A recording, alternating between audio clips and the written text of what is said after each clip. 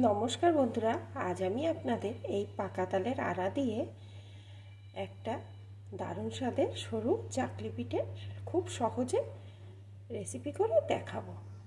তার জন্য এখানে আমি একটা পাকা তাল ভালো করে মেখে তার আড়াটা বের করে একটা হাঁড়িতে করে গ্যাস ওভেনে জাল করতে বসিয়ে দিয়েছি। প্রথমে আমি এটা ভালো করে জাল করে নেব, তারপরে ঠান্ডা করে নেব।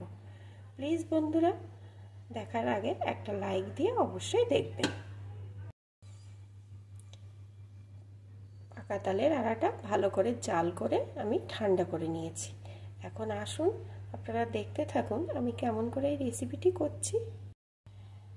আমার এখানে সম্পূর্ণ আড়াটা লাগবে না, যেটুকু লাগবে সেটুকুই একটা পাত্রে আমি এখান থেকে তুলে নেব।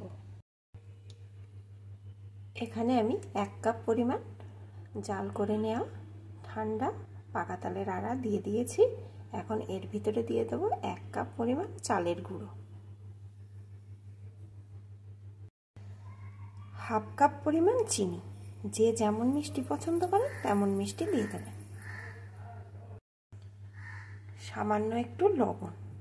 এখন সব উপকরণগুলোকে হাত দিয়ে আমি সুন্দর করে মেখে নেব।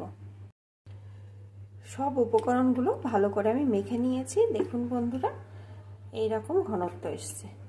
আপনারা যদি চান আর একটু হালকা করতে পারেন, তবে আমি আর হালকা করব না, কারণ আমার তালটা জাল করে একটু ঘনই হয়ে গেছিল, তার জন্য এরকম এসছে।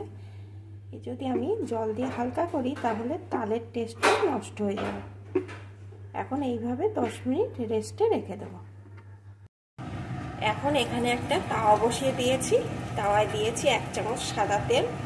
তেলটাকে এইভাবে চারিদিকে ঘুরিয়ে দেব। দিয়ে এখন আমি ওই তালের ব্যাটার থেকে একটা চামচে করে নেব আর এইভাবে চারিদিকে ছড়িয়ে দেব।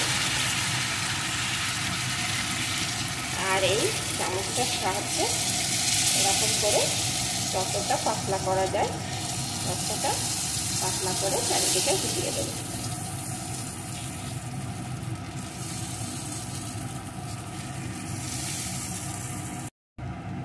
এখন আমি অল্প আঁচে এইভাবে 2 মিনিট রেখে দেব।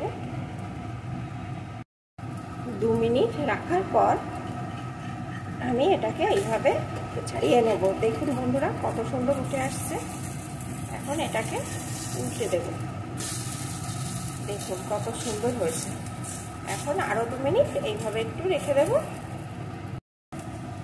2 মিনিট পর এটা আমার হয়ে গেছে। এখন আমি এটাকে তুলে নেব। দেখুন বন্ধুরা, কত সুন্দর হয়েছে।